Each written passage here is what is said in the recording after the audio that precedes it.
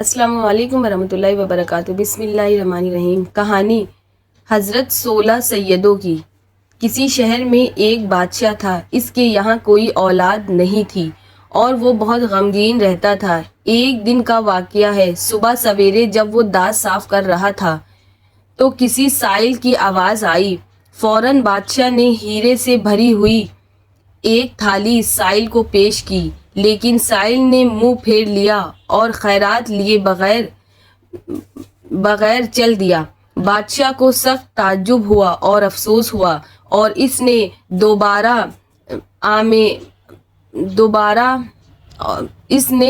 دربار عام جمع کیا اور سائل سے انکار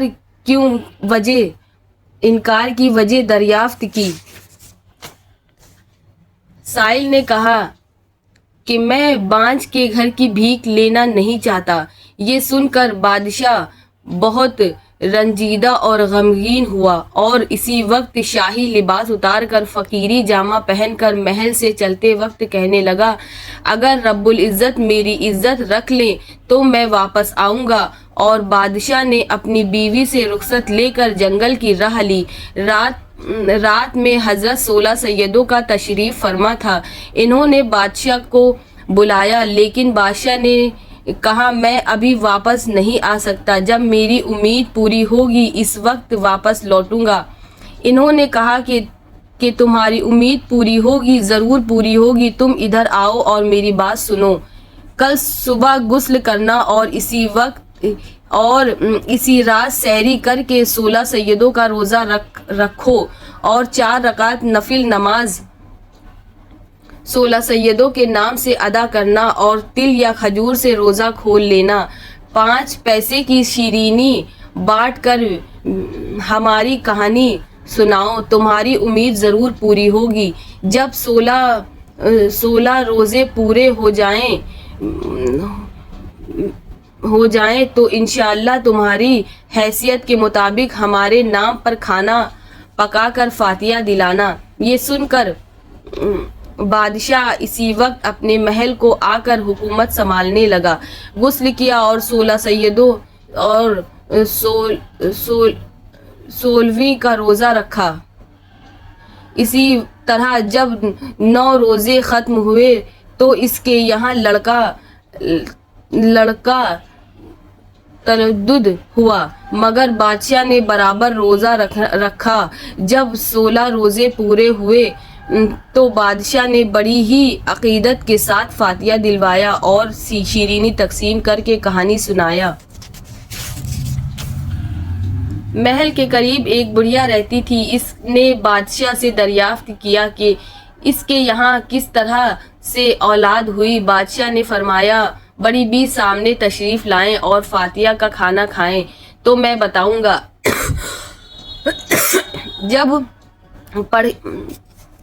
جب بڑھیا شکم سیر ہو کر کھا چکی تو بادشاہ نے 16 سیدوں کے نام کے روزے رکھنے کی برکت کا ماجرا سنایا۔ بڑھیا نے بھی منت مانگ لی کہ میری غریبی دور ہونے کے لیے روزے رکھوں گی۔ وہ بھی روزے رکھتی رہی۔ 16 روزے جب پورے ہوئے تو اس نے پاؤ سیر کھانا پکایا اور فاتحہ دینے والی تھی کہ اس بڑھیا کے گھر ایک لکڑہارا جو ہر روز آیا کرتا تھا، اس روز بڑھیا کا گھر بند پایا۔ لکڑہارے نے دروازہ کھٹکھٹایا تو اندر سے ہی بڑھیا نے جواب دیا، مجھے کام زیادہ ہے، تم مہربانی کر کے کل تشریف لانا۔ جب دوسرے دن لکڑہارا بڑھیا کے گھر آیا تو بہت حیران ہوا، کیونکہ بڑھیا کی جھوپڑی ایک عمدہ حویلی میں تبدیل ہو گئی تھی۔ لکڑہارے نے جھروکوں سے جھانک کر دیکھا تو بڑھیا اندر جھولے میں جھولا جھول رہی تھی۔ بڑھیا نے اسے پہچان لیا اور اسے اندر بلایا تو لکڑہارے نے اندر آتے ہی پوچھا، بڑی اماں، کیا میں پوچھ سکتا ہوں کہ آپ کو اتنی دولت کس طرح ہاتھ آئی؟ بڑھیا نے فرمایا، سب 16 سیدوں کے نام پر 16 روزے رکھنے کی برکت ہے۔ ہمارے بادشاہ کے یہاں انہی کے طفیل سے خدا نے اولاد عطا فرمائی ہے۔ میں نے ان روزوں کی برکت کو آزما لیا ہے، اسی کے طفیل آج میری غریبی دور ہو گئی ہے۔ لکڑہارے نے بھی منت مانگ لی اور 16 روزے ختم ہونے بھی نہ پائے تھے کہ وہ بھی بڑا مالدار ہو گیا اور بہت بڑی فاتحہ کیا، لیکن اس روز 5 پیسے کی شیرینی منگا کر 16 سیدوں کی کہانی بولنا بھول گیا۔ اپنی بیوی سے سوتے وقت کہنے لگا کہ میں کہانی سنا کر شیرینی تقسیم کرنا بھول گیا ہوں۔ اس کی بیوی نے کہا کوئی پرواہ نہیں، ہم تو 16 سیدوں کے نام کی فاتحہ دے چکے ہیں، اور وہ دونوں سو گئے۔ جب صبح لکڑہارا حاجت کے لیے جنگل گیا تو اس کے ہاتھ میں پانی کا لوٹا تھا۔ اسی وقت وہاں کے شہزادے کے گم ہو جانے کی خبر ہوئی۔ ایک سپاہی شہزادے کی تلاش میں پھرتا ہوا ادھر آ نکلا تو دیکھا کہ لکڑہارے کے ہاتھ میں جو لوٹا تھا وہ شہزادے کے خون سے بھرا ہوا سرسبز گیا ہے۔ سپاہی نے دیکھا اور فوراً ہی لکڑہارے کو گرفتار کر لیا اور بادشاہ کے سامنے حاضر کیا۔